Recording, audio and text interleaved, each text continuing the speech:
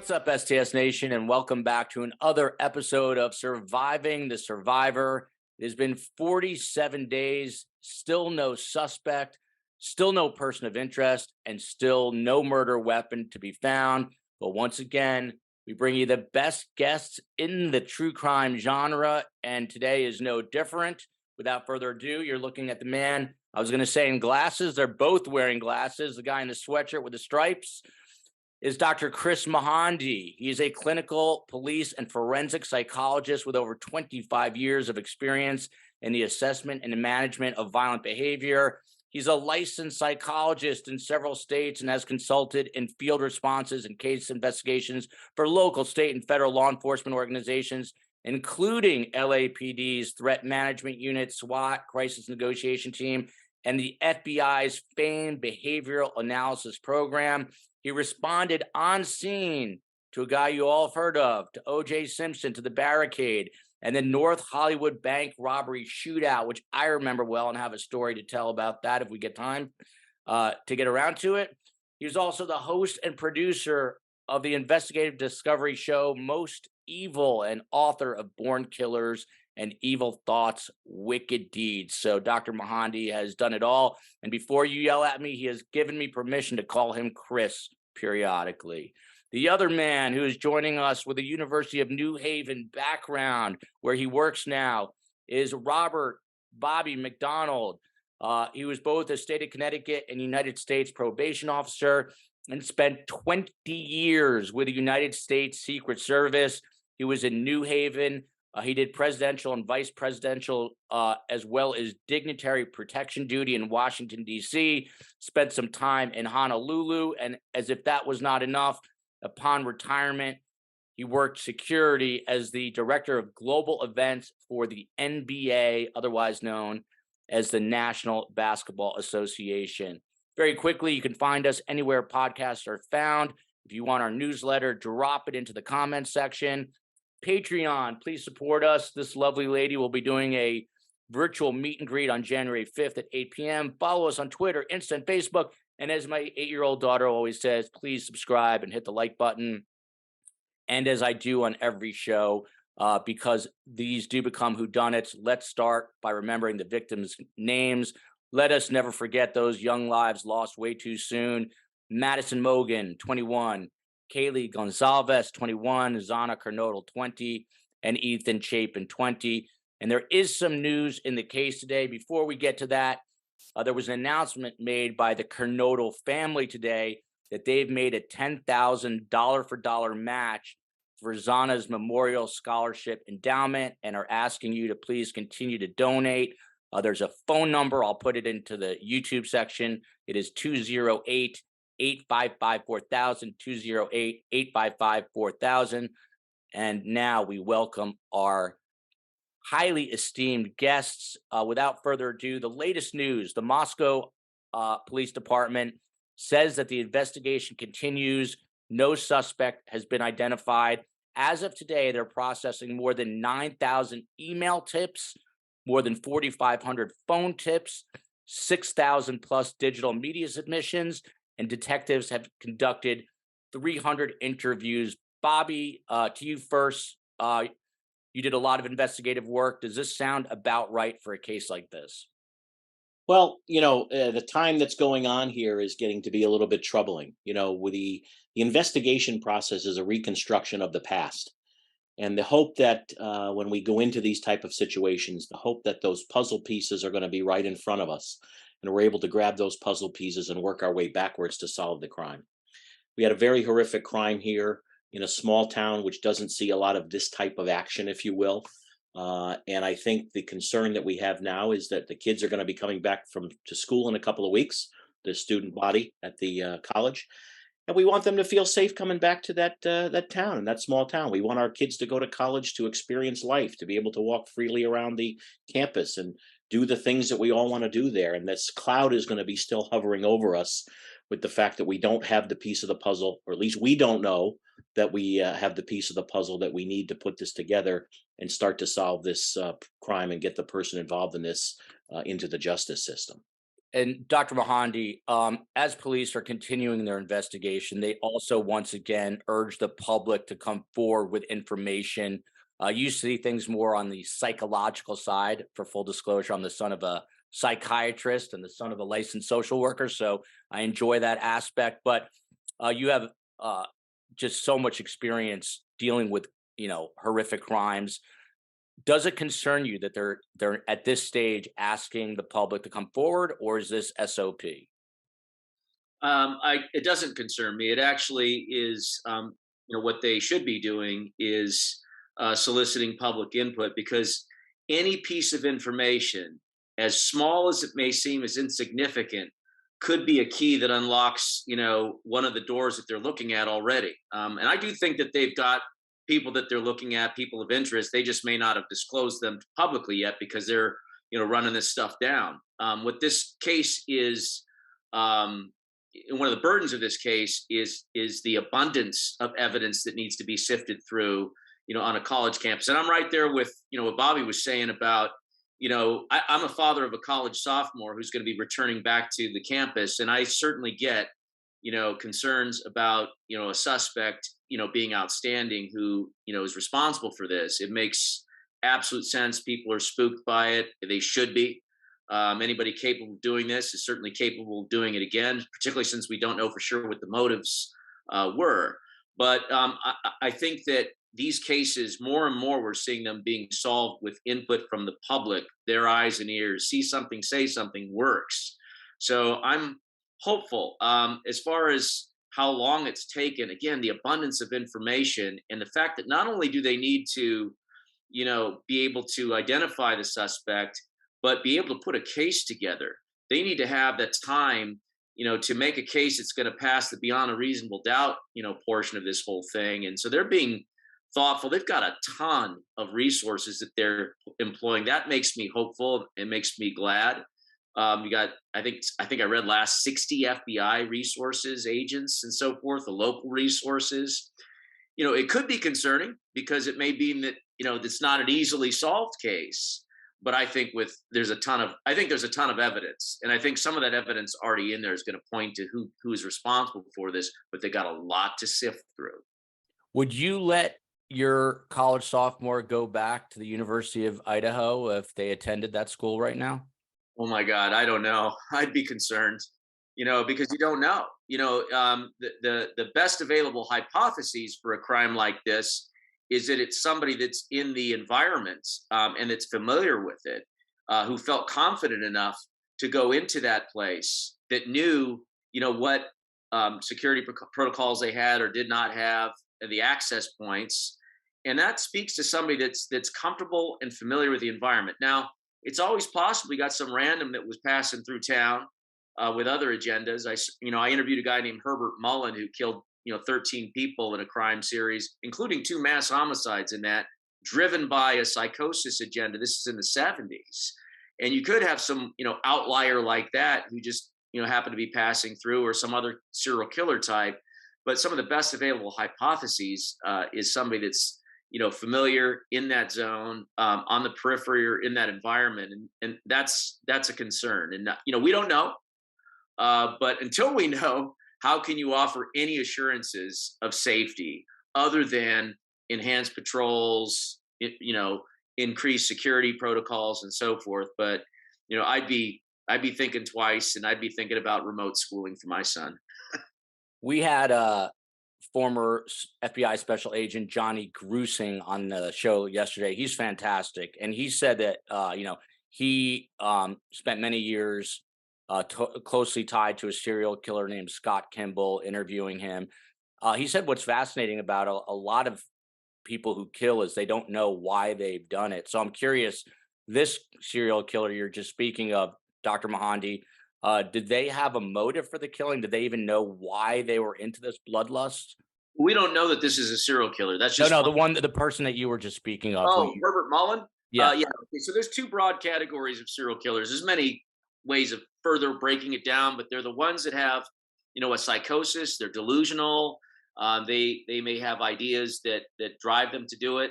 And then there's the prototypical ones we think about, the Ted Bundys. There's, the Jeffrey Dahmers that are sadistic, that do it for self-serving, lust killer types of things. And then you've got people like uh, the guy that killed 23 people, including wounding Larry Flint, that was doing it for philosophical, political reasons. But looking at Herbert Mullen, he knew exactly why he was doing it. He believed that if he didn't sacrifice people by taking their lives, that a catastrophic earthquake would cause many more, hundreds of thousands of people to die. So it was a sacrifice, for what he perceived was a greater good, and that was all delusional. And it was, he's hearing voices. He had these fixed and false beliefs. So he absolutely was able to put a finger on why he was doing it. It was in service of his delusional system and his psychosis, his mental illness.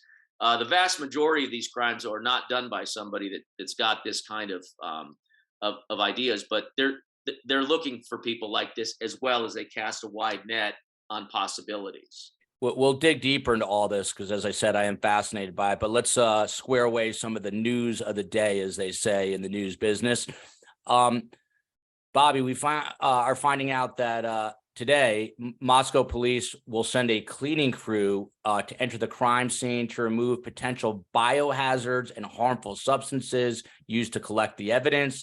They say there is no timeline for how long the cleaning will take, but that the house will be returned to the property management company when completed. Good idea or bad idea? I mean, I get the idea of a biohazard, but should this house be turned back over to the property management this soon, Bobby? Joel, I think one of the problems here, and I'm always very hesitant to criticize police departments and what they're going through and how they're handling something, but I think with the time frame that we're moved along here, and now this announcement coming out with not a lot of information coming out to the public, and I understand why that may be, but you've got a crisis communication problem here, and I think the fact that that this is the big nugget that we got from them, that we're going to clean the house. I'm not sure that's maybe the one that really should be getting out to alleviate the public's concerns, or to point the public into a area where they feel comfortable that the police department has some type of evidence that they're now happy with, that is going to get them pointed in the right direction, where they can release this crime scene back to the owners of the residence, and or in a clean fashion. I get it. I understand it. I think that it would be nice though, and I understand why they may be wanting to do this, but there just seems to be a lack of information flow that would allow everybody a sense of confidence. I know one of the victims' fathers, I believe the other day, made some comments with respect to Moscow PD still being the lead agency on this, where they've got 6 detectives being assisted by 60 FBI, and I think it was 15 state police personnel. Maybe it's time for the Moscow police to say, "Hey, we're going to hand this over to the FBI, or hand it over to the state police." To just put a little bit of fresh air on it. When a football team's not doing well, you can't fire the team, you fire the coach. And I'm not saying that the police chief should be fired, but what I'm saying is, I think perhaps moving this investigation with some fresh air, some fresh eyes on it, and some fresh leadership may give the community a little bit a sense of confidence as we move into the spring semester at the university. And Dr. Mohandie, you're shaking your head yes to what the former Secret Service agent was saying. So I assume you agree with that. And in what way would things change, Dr. Mohandie, if, let's say, state police took over the investigation? I don't think it's that uncommon for when you have a rarely occurring serious crime in a smaller jurisdiction, for it to then, be investigated by, like in LA, we have LA County sheriffs, and they have sheriff's homicide. They're very experienced managing homicide cases and investigating them. You got small agencies, Sierra Madre, Arcadia, and some others, where you get a case like this, it's going to quickly go to the sheriff's agency because they've got the resources, they've got the labs, they've got the experience. So I would hope that at some point, it might go to, like, the state police, for example, who, that would make perfect sense. And it wouldn't be any critique of the small local department. It's just like, that's just how it happens sometimes, is we do what we can on the ground, and then we work cooperatively and collaboratively as part of the team with the state agency. That would be not uncommon and typical. We see that here in the Los Angeles metropolitan area with all these small suburban jurisdictions. And I've certainly seen it on college campuses. I've been involved in some investigations of some disappearances and murders on college campuses here in California, and it's not uncommon for another agency then to take it over that has the bandwidth, if you will, to see it through. These cases are so draining on the person power of these agencies and depleting of precious resources that are justified in being spent. But there's other agencies that have those resources in plenty that maybe it makes sense to shift around, how those pieces work together. I think Chris is spot on. You've also got, the fatigue factor, as you said, of the officers are there. It's in the middle of the holidays. And let me tell you, nobody wants this case solved any more than the 6 detectives from the Moscow PD. I mean, that's what we do for a living. We solve crimes. We put people in jail who deserve to be in jail, and we do it for the victim's family. So we owe it to them and the university community. So I don't mean to insinuate that the investigation is not being conducted the very best it can. I just think that perhaps a different set of eyes and some different optics for everybody else to hang their hat on from a confidence standpoint might be a good thing. And Bobby, when you talk about this fatigue, if you can kind of pull the curtain back for our audience, these 6 detectives, as you just mentioned, it's obviously Hanukkah, Christmas, New Year's. Have their days been like? Have they had any time off? Are they sleeping? Are they sleep deprived? Kind of walk us through what their day is like right now. Sure. Well, we're in a business of 24/7 operation. So if this call for the murder assistance or the something happened at the house came in at 11:59, and these detectives were or the officers were about to get off at midnight, we don't go home. The investigation starts. So they may have worked an 8-hour shift when this whole thing happened, and then they're moving into the finding of the bodies, then the evidence collection process, the notifications of families, the notifications of other agencies. It goes on and on and on and on and on. And as each piece of evidence or each tip or each discussion or need for an interview takes place, that has to be done in a timely fashion. So, we don't necessarily make appointments for interviews. They're done in succession when they're needed to be done. So the holidays, with the fatigue with respect to the family members being drained, the family members of the police officers not having their husbands or wives or children home for the holidays, outworking the case takes top priority in our business. Okay. And it's running out leads, it's running out interview possibilities, it's collection of evidence, transportation of evidence to the state lab. Whatever needs to be done now needs to be done now, whether it's Christmas Day, New Year's Day, or whatever. So I'm guessing a number of those officers had vacations planned for the time between the holidays, as a lot of people do. Those went out the window because this takes priority.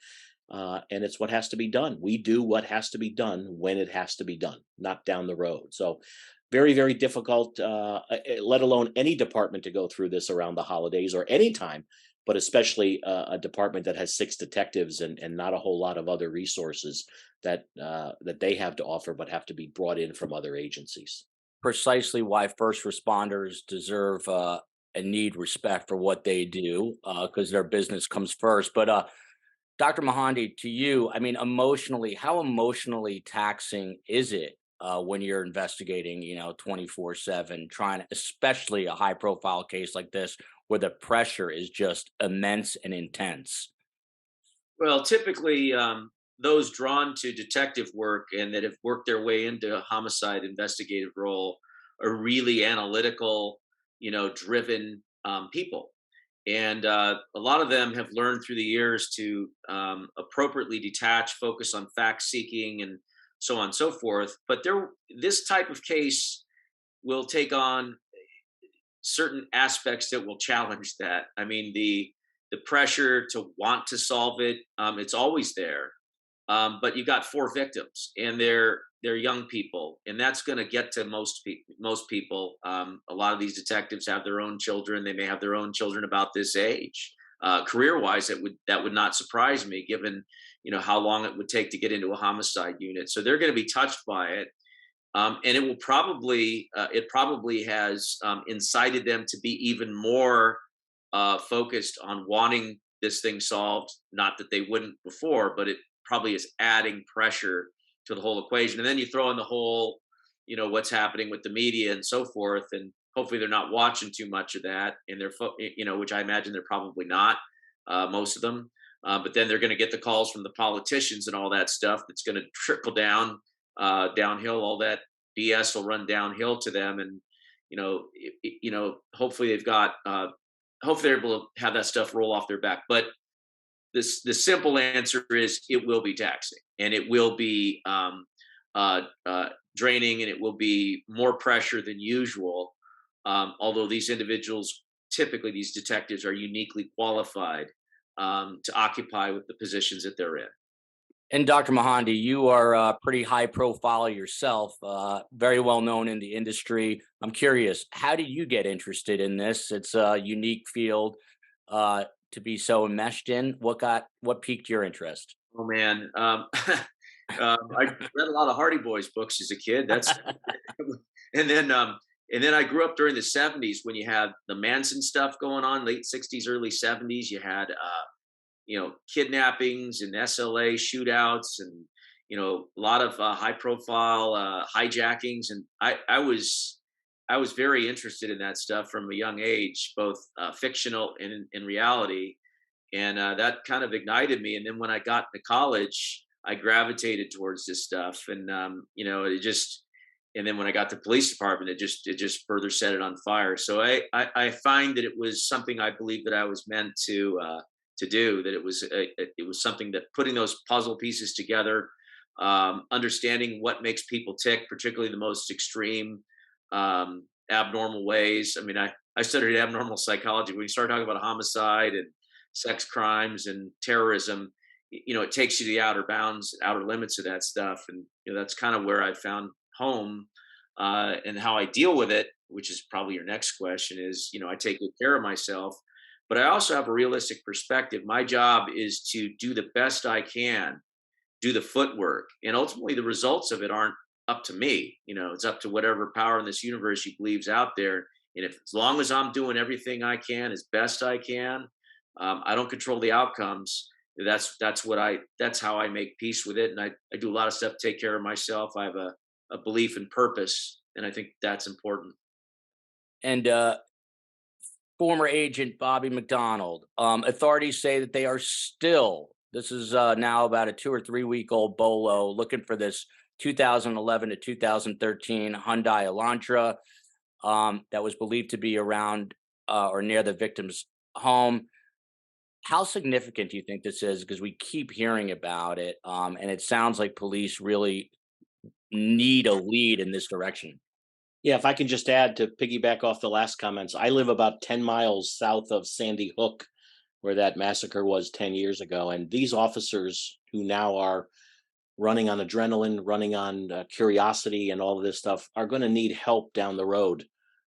We still have a number of officers here who are routinely involved in the employee assistance program with the Connecticut State Police and whatnot, because it's just a horrific scene that they walked into that night, again, that a Moscow, Idaho doesn't normally see. And that's not a good or a bad thing. I'm not indicating that other areas have more of that, but a bigger, larger department that has a homicide unit and things like that are going to have detectives who are seeing that on a regular basis. And these officers in this small department are gonna hit that wall down the road after all this is over, after the case gets brought to court and everything is wrapped up. They're gonna hit the wall at some point. So we've got to make sure that we take care of them, as the doctor said, to be taken care of. You have to take care of yourself so that you can take care of others, especially those of us in public service. Now, with respect to the Hyundai, we seem to be hearing a lot about that, a lot of speculation as to what its involvement may or may not be. Again, I think the thing that's concerning me now is we just don't have that nugget or two of information that kind of brings us all together. We have a lot of things that are kind of just spotty, and the fact that we just haven't been able to, in my opinion, seal the deal here with a couple of pieces of information to let that train run in the direction where everything then starts to fall into place, I think is a little bit of a concern.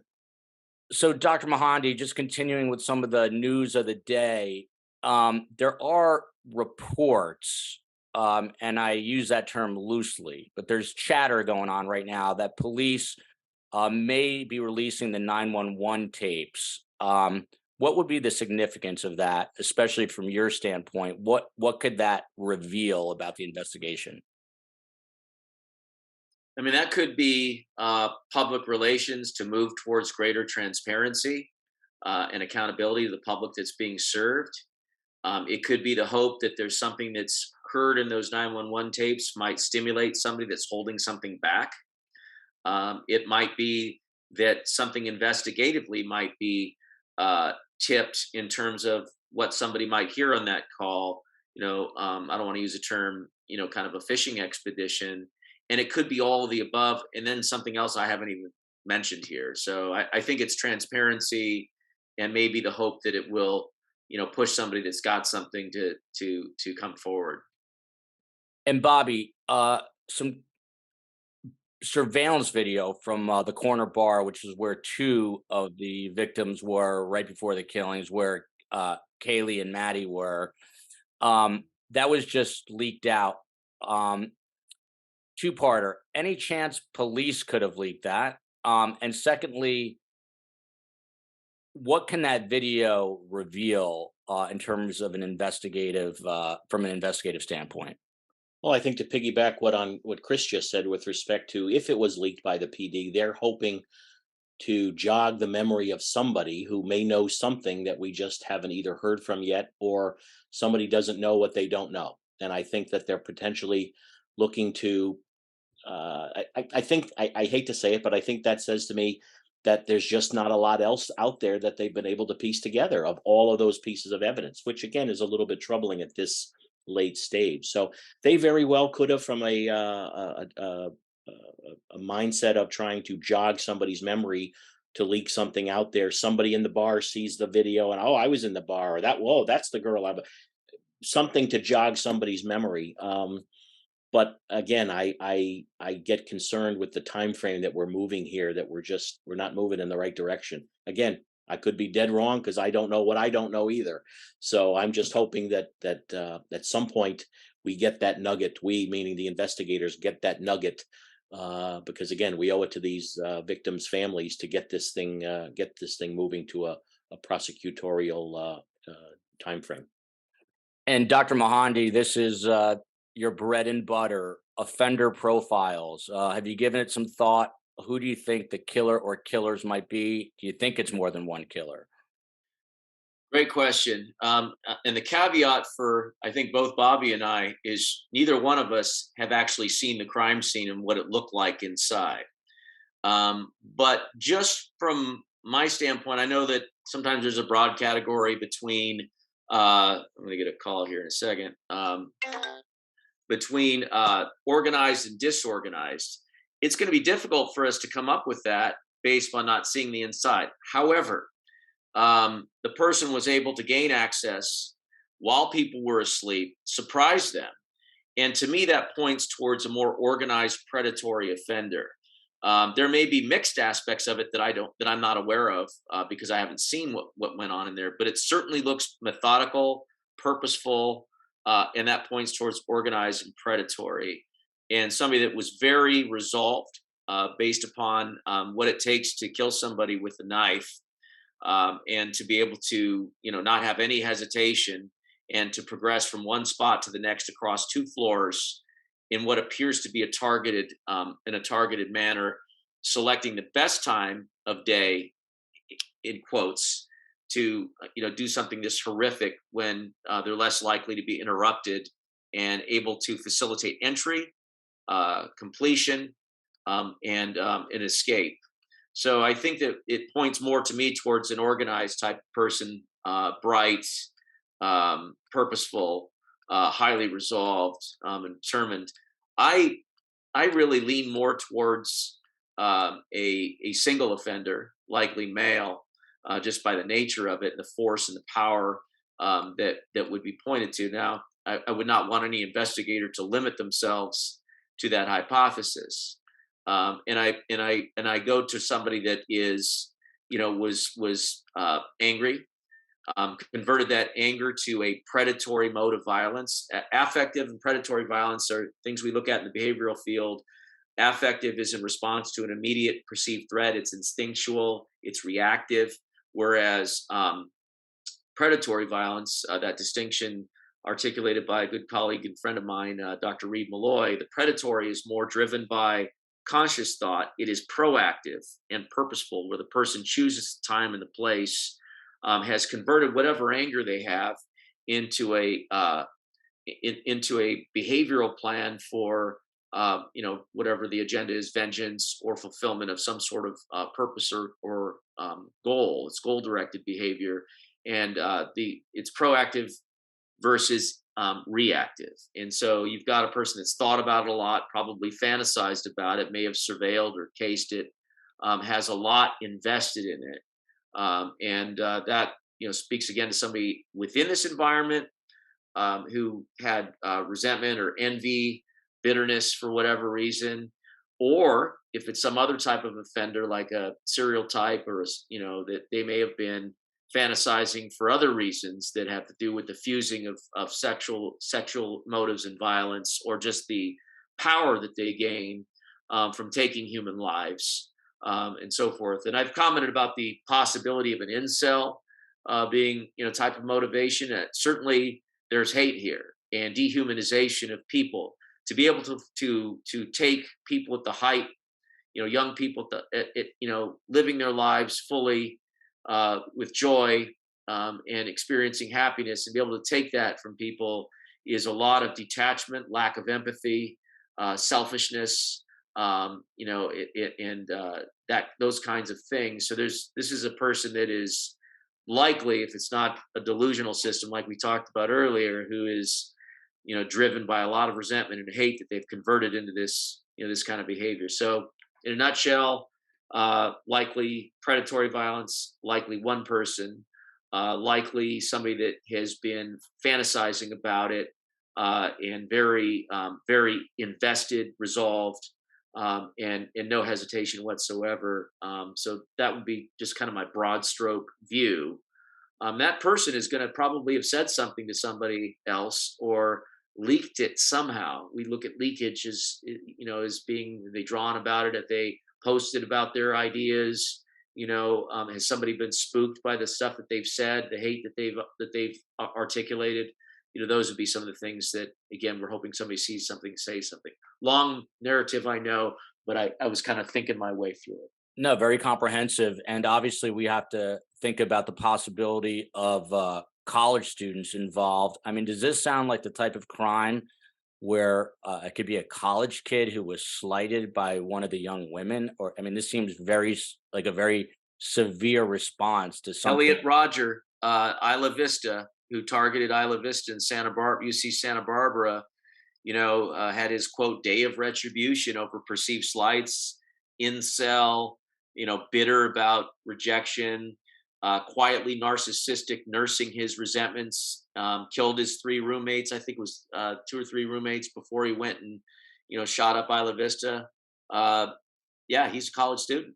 So it would not surprise you if it was a college age person. No, some person there in that environment that is that type of thought process. And Bobby, there are perceptions versus realities of what is actually going on with the investigation, which is your wheelhouse.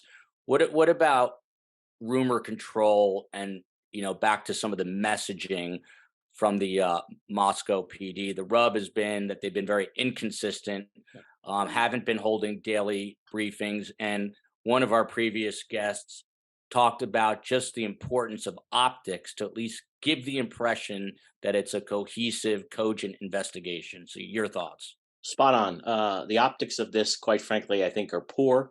I think the fact that if they had handled the messaging a little bit better on the front end, there wouldn't be a lot of the speculation that's going on. Look, this is the rumor around the coffee pot now, where nobody's getting any what they feel decent information from the PD or the authorities. So we start to think of it ourselves and talk about it and come up with our own theories and just continue to talk about it in the public. So look, the PD should be the ones conducting or controlling the message here, and they have the ability to do that with letting out as much as they want or as little as they want in order to maintain the integrity of the investigation. But they certainly, I think, in my opinion, could have done a better job of keeping the rumor control down by getting co- uh, some other pertinent information out in a more timely fashion. And look, there's the perception there that they may not know what they're doing, and I don't believe they don't know what they're doing. But when you're not answering questions or you're given the vague answers all the time and not getting something out there that people can sink their teeth into, it just allows for more speculation and moving it in a negative direction. In And I all want to fairness to this small department and the various other agencies working together, I actually have seen this as well in larger agencies, where victims are looking to be kept in the loop, and there's this kind of how shall I sell it? Or not sell it. How shall I say it? This old attitude of, "Hey, we're the experts. Right. We'll let you know when," and that just doesn't really go over well these days. You got Right. to keep people informed, and and they may actually have something you need. I had a friend going through. One of his friends was murdered recently, and they had video of possible cars and so forth, and it took them days to get a hold of an investigator to get a call back. And then the attitude was, you're taking away from this investigation. We're spending time talking to you. It's like, you know what? That's your freaking job. Do your freaking job, and that means sometimes you got to take these calls. What if? What if that video is helpful? No, What you're if? you're exactly right, Doc. And look, public service now is not only about just investigating the crime and putting people in jail. It's about victims and knowing how to treat victims and be empathetic and how to talk to them and how to interview them and whatnot and keep them in the mix. You're absolutely right there. We're in a different age now. And we're very big at our college of talking about dealing with victims just as much as you're dealing with the evidence and the potential criminals in the case, all very important parts of the investigation. I just want to underscore because I can see the mail coming in already. No one is saying that the Moscow PD is not doing the job or not doing the job well. We're talking right now about the messaging, which could slightly, probably, likely be improved, but it does not go to the actual police work being done. So I just want to Correct. make that very clear. One thing that came up that I thought was really interesting in our interview with Johnny Grusing, who's not only a phenomenal former FBI special agent, but also was a point guard for Texas Tech. Um, he said, to your point, Dr. Mohandie, that it's the smallest things that can break a case. He worked a case for a number of weeks, if not months, and said every neighborhood has that one person. In Yiddish, we say the yenta, the one who likes to talk, the neighborhood gossip. And one of his fellow agents was walking back to the car when this woman said, "Hey, the guy living down that street, that 17-year-old, kind of freaks me out a little bit." Sure enough, that was the killer. So how important is it um, to be aware of the community that you're serving and keep your eyes and ears open, because there might be that one person who is the neighborhood gossiper who saw something, and maybe you're not considering what they're saying and you should be. It's I'll go ahead and hit that. There's a great movie. I think it was called The Little Things. Denzel Washington, and that it speaks to that. It's the little things that solve these kinds of crimes oftentimes, because it becomes the thread that you pull, and then it all comes apart. It all comes apart in terms of, for the offender, hiding, if you will. So I think that nurturing and figuring out, some of these folks that might be that person in the neighborhood that knows everything and the busybody, they might be a challenge sometimes, but they may actually have their fingers on the pulse of just that little piece of information, and being dialed into your community, community oriented policing, so important. That, when we, like, some of the work that I've done is, for example, been in the area of school violence prevention. Uh, Bobby was talking about Sandy Hook, and on campuses, that school resource officer that's there, getting to know the kids, talking to the kids that might have some issues. You know, one of those kids might come up to him or her one day and say, I didn't want to say anything, but I got to know you and you're cool and I want you to know about this. And then there might be the high maintenance ones that are always coming to you. And then that one time they got something. And that's what you got to do. You're spot on. That's old fashioned police work. That's not being afraid to ask what we call sometimes the stupid question. In other words, the question that you may not think is important needs to be asked. Getting to know your community, getting to know who does what, who leaves the neighborhood at 7 a.m. Oh, gee, Johnny didn't leave yesterday. Something must be wrong. I have a neighbor across the street who, if something goes on in my house, I'm going to ask her because she's old, elderly, and stays home and looks out the window all day every day. And I don't mean that in a bad way, but she's the neighborhood watch because that's what she has the time to do. So the doc is spot on that those are the people that we need to be hitting and communicating with and maintaining relationships so that yeah, gee, I now that you mention it, or now that you've asked the question, boom, that's what we're looking for. In my interviews of offenders, when I'm doing post incident stuff, or even we're interviewing people as part of the investigation, the devil's in the details oftentimes, literally. Like you got to ask all those little stupid questions. What were you thinking here? What was going on there? Why did you do this? Why did you do that? And this detective work that they're doing is meticulous. It's detail oriented, not just the forensic part, but all the interviews that they're doing. And they're doing more work than we can possibly imagine because they want this thing solved. And it is down in the weeds, small details, and the devil, literally, somebody would do this, the devil is in the details. One of the things that came up on the show yesterday, we also had Kevin Fixler, who's doing yeoman's work as an investigative reporter for the Idaho Statesman. He went and canvassed the neighborhood from a journalistic standpoint, the same way police did. And what he found was police had only done one round of interviews. No one had come back a second or third time. Does that concern you at all, Bobby? Yes, follow-up is incredibly important. 2, 3, 4 times. You have to keep beating the bushes. You have to continue to interview people again, hoping that you're going to jog some memories or get that 1 or 2 pieces of information that you need. Follow-up is incredibly important, especially in a neighborhood canvassing. Look, I'm sure there's a lot of action in the neighborhood. There's a lot of police cars. There's a lot of reporters or satellite trucks. There's a lot going on there. And I'm sure the neighbors are having fatigue too with respect to everything. But we've got to get out there and they've got to continue to knock on those doors and maintain those relationships and continue to ask questions, continue to ask questions that then come up after other investigation and continue to maintain those relationships with those people in the neighborhood and the other students. And not only do we have the best guests in the business, we also have the best audience. So we're going to get to your questions and comments in just a moment. But I wanted to circle back since we have Dr. Mohandie, who's not just any doctor, but one of the best in the biz. You talked a little bit about motives, like getting a thrill from the killing, possible sexual satisfaction, also just the empowerment of being able to take someone's life. Anything else that strikes you from a motive standpoint? Well, these are all hypotheses. You could have, the feeling of rejection, perceived rejection, like, the Isla Vista killer perceived that he'd been rejected, over and over again, that it was wrongful, the sense of grievance.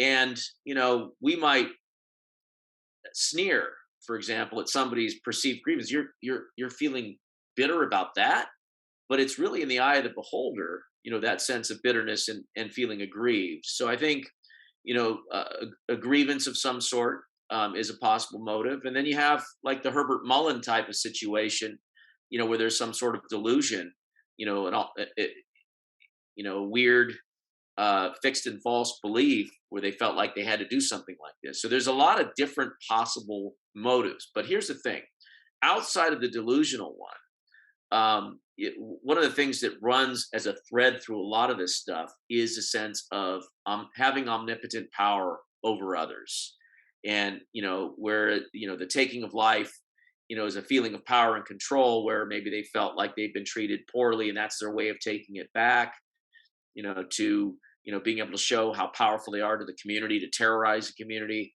Their power, I've seen, and control tends to run its thread through a lot of these varying motives, that kind of thing. So a viewer sent a question which I wish I had thought of, and I've been asking all the guests. I'm going to ask both of you as well. Bobby, right now, if you could ask the investigators one question, what would that question be? I think the first question that I'd like to ask with respect to the crime scene, and I'd like to have some specifics on what types of evidence was found inside the rooms and or where in the rooms that evidence was found.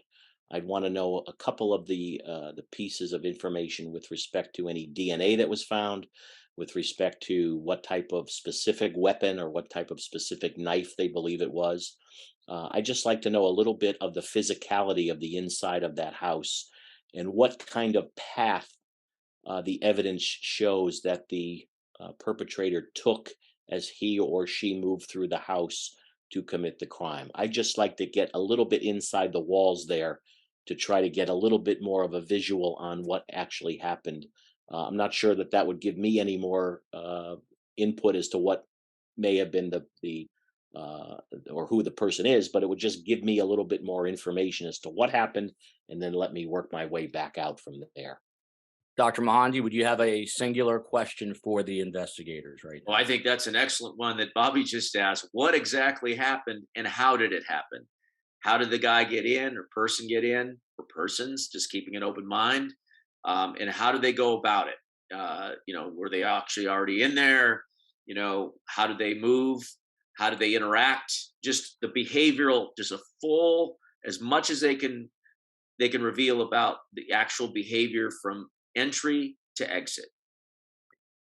I have questions sometimes, and here's one of them right now. So, Dr. Mohandie, let's say hypothetically, Moscow PD, state police, and the FBI say, hey, we're stumped right now. Hypothetical, I said. Let's call famed psychologist Dr. Kris Mohandie and consult him. What's the first thing you would do? I'd ask them what they already did, so I'm not repeating the same thing. Uh, you know, that's what I'd ask them. I said, I know you guys have done a ton, and I don't want to reinvent the wheel. And I'd take a look at everything that they've done, and I'd probably start there, and then I'd probably try and think with a fresh set of eyes. What might there have been any? And I'm not saying there is. What tunnel vision might have occurred? What might not have been done? So I'd want to see what they've done and try to not relive that, if you will, unless there's a reason for it. And Bobby, to be a great investigator, what is the one or two or three most important traits you need to succeed at your job? Curiosity, being driven, wanting to be a puzzle solver, um, respect for the victims and their families. Uh, you've got to get out there, as I said before, beat the bushes. It's good old fashioned police work.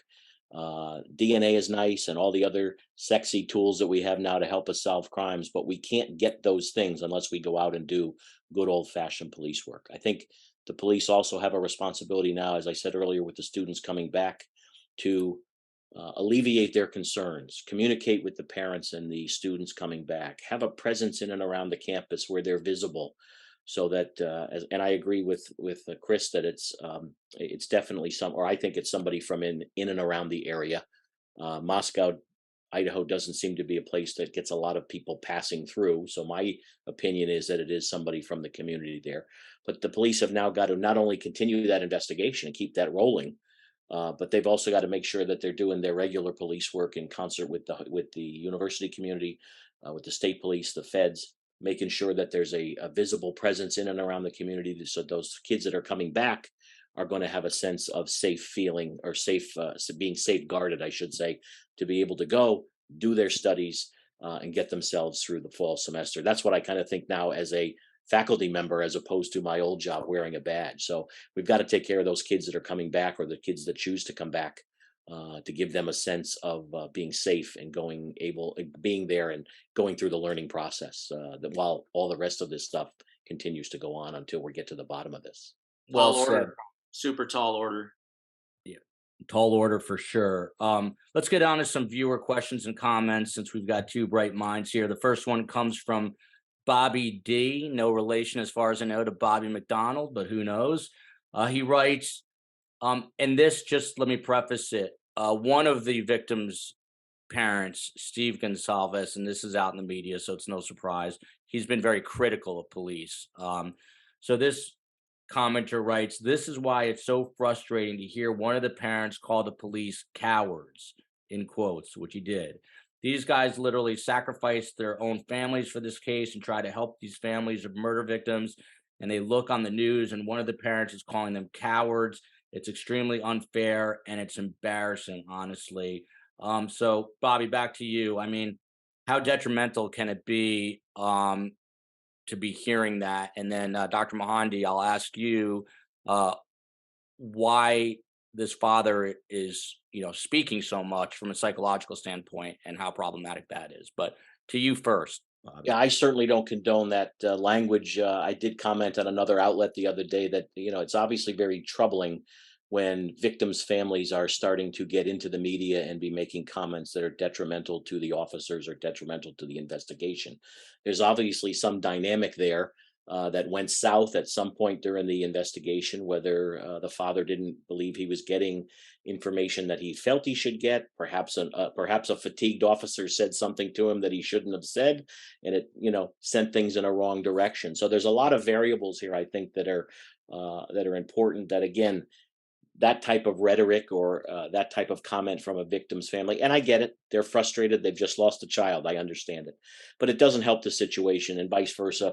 The cops have to be very cognizant of the victim's emotions and things that they're going through right now. So we need to have a little bit of water off a duck's back and not let those comments affect the investigation. They don't help it, but I think we need to be empathetic and understanding as to potentially where they come from. I'll obviously defer to the doc on the specifics of that, but those things are manifested at times, and I don't think we should be be too critical of that. But although it does not help the situation. And Dr. Mohandie, I assume the emotions for victims' families run the gamut. Does it, number one, surprise you that he's speaking quite a bit? And then secondly, do you think it's detrimental though to the investigation?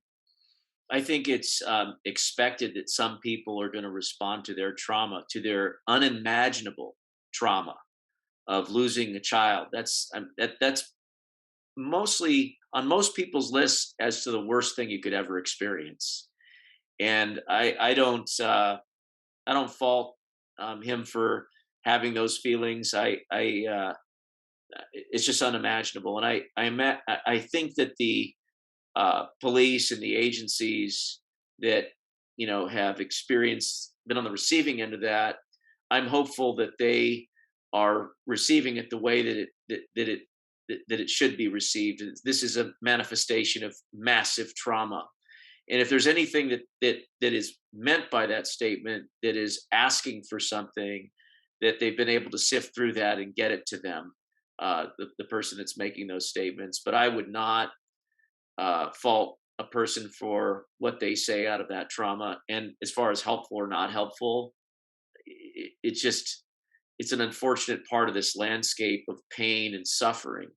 That again, it's incomprehensible to anybody unless they've gone through it, what that experience is like. And so, there might be a projection of what they feel towards the offender, being a coward for having done this. The offender may not see it this way, but it's true. To strike at people while they're sleeping is cowardly. They may think it's a powerful act, but it's cowardly. And there may be some projection of those feelings upon the law enforcement agency, the sense of powerlessness that they feel. I think it's understandable, I guess, is my long my long response is very understandable, and it's my deepest hope and belief, hopefully, that the agencies that have been on the receiving end of it don't take all of that to heart. But if there is a request for action or something more that they can provide to these people, to this person, this suffering father, that hopefully they can get what they legitimately can and explain what it is that they can't get for him at this point and why. Next question or comment comes from Irene Reeves. I also thought, as Johnny Grusing mentioned, that the request for voluntary DNA samples would definitely narrow down the possible suspect list of close friends. So, Bobby, to you, are they or should they be asking for DNA samples? And if people don't want to give them, does that raise a red flag necessarily? Well, again, I think it goes back to needing a little bit more information as to what happened inside of that residence and some other pieces before we're speculating as to who should be giving DNA samples and whatnot. There's, somebody might say, hey, everybody at the school should give a DNA sample, because they're in that school community. Very, very difficult to ascertain who at this point should be tested to see if their DNA is involved. You just can't DNA everybody, so it's very, very difficult to try to figure out who that needs to be narrowed down to. And if there is a narrowed group, there may be reasons why people don't want to do that, and they go the subpoena route or whatever they have to do to get that information.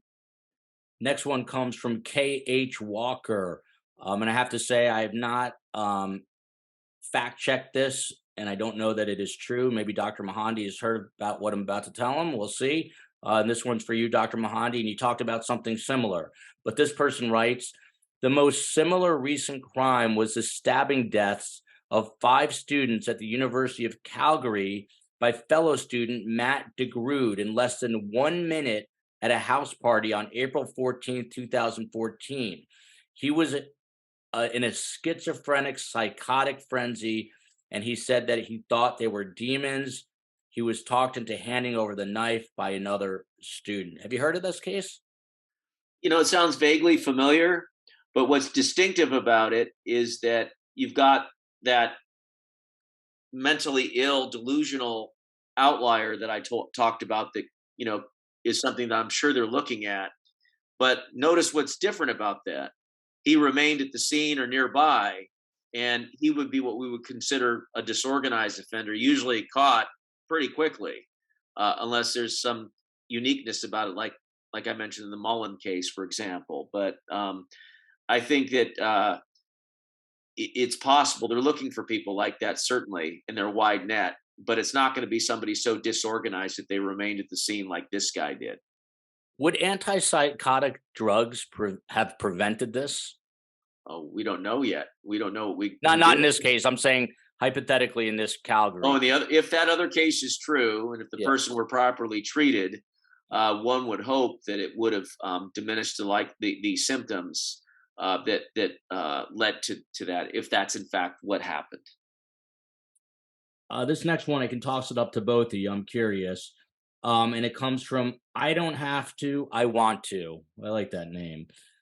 In my opinion, regarding the question of townies and students, I grew up in a very small ski resort town that thrived off the tourism, and yet most people loathed the tourists, the way they were unfamiliar with snow and driving in snow, that these, quote, rich families invaded the, quote, poor town. There was a name from them. We called them flatlanders. I can totally believe and understand this outlook. Great question. I brought this up yesterday, saying, could it be possible that there's friction between the quote unquote townies and the university students coming from two socioeconomic backgrounds? Dr. Mohandie, to you first. Well, I think that's one of the hypotheses among many that they would be examining, is somebody that resents, these, partying kids or people that aren't really from their community, coming in there and invading, if you will. There could be somebody like that, probably with a paranoid bent, and they would be looking for people like that. I mean, your Ted Kaczynski type, if you will, resentful of the noise, it could be a lot of different things and very idiosyncratic. So they would be, again, casting a wide net. these investigators are looking at a lot of different hypotheses, and the townies versus the locals. It wouldn't be just any townie. It would be a townie who is really more paranoid and bitter and resentful about it, not your average townie saying these idiots coming in here and making it seem like spring break. You're not looking for that. You're looking for somebody that's a little bit more invested in those ideas and a little bit more odd and problematic.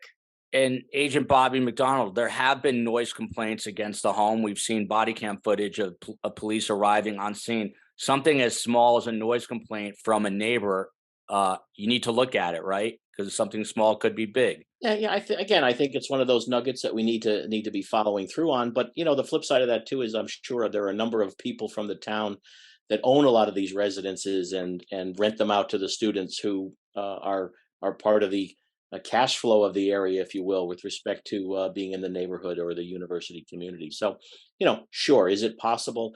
But you've got to know moving into a college campus area that you're going to probably be experiencing some noise somewhere along the way. So, yeah, I suppose it's a factor and needs to be looked at, but I'm not so sure that that's going to be the one that puts us over the top. Yeah, I an could be totally outlier. wrong. It's an outlier, but it's one they should be looking at just as an out to rule it out. I've seen weird things in neighborhoods where you got some guy that's targeting cats and animals for years until finally something happens, and then they piece it all together that it's this guy that hates everybody and anybody that crosses him. He's on a vendetta. You just never know. It deserves its due diligence. I like to push my luck, so we'll go through a few more of these. This one comes from Agata, who asks a lot of good questions. My worst fear now, she writes, is that the killer committed suicide some days after the killings. I wonder how big the chances are he did this, and do police investigate or look at suicides of young men in the region and ask for DNA samples? To you first, Dr. Mohandie, since you're the psychologist, this type of killer, what are the chances, in your professional, esteemed opinion, would a killer like this commit suicide? Well, this is a mass homicide. You got four people, murdered at one location, and a common outcome of mass homicide cases, without knowing anything else about this, because we don't know yet who the offender is suicide. And I actually that thought did cross my mind, is that the offender is out in the woods somewhere having self-inflicted at a secondary location. And so yes, they should be looking at that if they haven't yet. But that was one of my how shall I say it, fears or concerns, is that the offender actually has taken their own life. Um, Another comment from user with a gazillion letters. And this one, Bobby, is for you. It's important to look into Kaylee and Maddie's movements that night, but I think we all forget that this could very well be related to Ethan and Zana. Their movements that night still have not been verified, and the police are still asking for quote unquote context. I think the motive in this terrible event doesn't necessarily need to be linked to a stalker for Kaylee. So I'm just curious what you think of this. No, again, it's one of those areas that nothing should be discounted at this point until we get information that allows us to discount. The fact that we haven't seen some of that video or have been received confirmation of what their movements are that night, who knows why we don't have that? Or maybe there isn't any tape of them being anywhere. Who knows? Again, nothing should be discounted at this point, and they should be equally looked at as carefully as the other two to, again, hopefully try to solve this puzzle. Absolutely. I agree with that 100%. Dr. Mohandie, this next one comes from JW, which are my initials, but I didn't write it to myself. And I bring this up for a reason, which I'll tell you afterwards. But JW writes, he waited, meaning the killer, waited outside until they went to sleep. He lives close and knows them. He's been in the house, probably was rejected by one of the girls. The reason I bring this up is this person is extremely confident, but we don't know what we don't know. But from a profiling standpoint, what do you think of this hypothesis that he lives close, he knows them, he's been in the house? Well, I think it's a great hypothesis, and it's certainly the one that would be in the center of investigative efforts is to go with people that were known, that were comfortable. It's kind of what I talked about earlier today, and I think it's the smart, kind of start of this investigation. Was the person outside? Were they already inside? We don't know the answers to any of these questions yet, but I think it's a really smart hypothesis, and yet at the same time, going back to what Bobby said, got to keep an open mind. Good investigators are keeping an open mind and not discounting any other theories, because then that gets you ignoring things that may actually be the truth. And this is all about the search for the truth. But JW has got a really good hypothesis as a possibility. Agent Bobby, this comes from For Fun. Appreciate the feedback and honesty, but the crime is getting colder with every passing moment. We've had a debate if this case is cold or hot. What say you? It's moving to a colder environment. Again, the fact that it could be kept a little warmer if we got some information, in my opinion, from the police with respect to some nuggets of information that we need or the victim's family needs. But as each day moves on, it cools down a little bit. And if we're going to be cleaning that house in the near future with respect to getting it back on line for usage or whatnot, either we've taken everything out of there that we can take out of the house and have entered it into evidence and are going to run with the information that we have from there. But we need that one piece, that one stupid question, or that one piece of evidence that's going to move us in the right direction. But it is definitely cooling down as each day goes on. And Bobby, right back to you from Mickey O'Shea, who's a friend and fan of the show. Question for your next expert panel. That's you guys. Can feds or law enforcement expedite searching phones and apps by asking people to voluntarily sign a waiver for everything on phones to be searched? Is that possible, Bobby? Well, I think the question is what are we looking for, and what evidence are they hoping to find from some type of search of a phone? So I think that's going to have to be identified. You can't just, willy-nilly search phones and things like that. So just like anything else, you've got to designate what you're going to be looking for and see if people will cooperate or not, or go another route to search that item. But you got to know what you're looking for and have an idea that some information may be available, which then needs to be corroborated by other forms of information as well. A couple more, and then we'll get to some final thoughts. This one describes my home with 3 young kids. It comes from Dust Storm. Kaylee felt a danger a long time ago. She finished her studies. She landed her job 1,300 miles away. She was extricating herself out of this. She tried to finesse her way out of Jack's grasp. That would be Jack DeCur, the ex-boyfriend. She almost made it through unscathed. Dr. Mohandie, curious as to your take on this. This person is obviously pointing the finger at the on again, off again / ex-boyfriend. From what you know about this, does it seem like she felt like she was in any sort of danger? It doesn't appear so. And certainly the investigators have examined and are examining that history, the history of all the people and exes and so on and so forth. And, I don't believe that there's anything there. At least nobody said anything from the investigation about that. Bobby from Seabreeze, 2 more and we'll be done with this. I think the police should follow the internet chatter because the students post things anonymously that they may not want to directly send to the police. How important is it? And our FBI agents right now listening to 4chan or whatever the websites are where college students speak to one another? They are, I'm sure, monitoring a number of different areas, social media, all sorts of different things to again, try to get some piece of information to allow them to move in a different direction. They're looking at all sorts of things from potential suspects. Again, we don't know who they are, but if you're talking about someone traveling to commit this crime and they may have a name, they're going to look at bank records and where they purchased gas for their car, and did they buy a hamburger along the way somewhere. So there are a number of different investigative tools that people are using, that investigators are using, to again try to follow the path of who potentially could be doing this, to put them in the place at the right time, and also listening to the chatter that's going around the campus, or even around the coffee shops or wherever. Obviously, not a lot of kids are there now with the break, but they need to be out there listening. There's a difference between hearing and listening, and they need to be listening and hearing what's being said and trying to take those pieces of information and get this investigative train back on the tracks. If it is on the tracks, we're not hearing it, but they need to make sure this thing is moving in the right direction and moving quickly. And we're going to wrap this up right now with a quick final thought. First from you, Agent Bobby McDonald.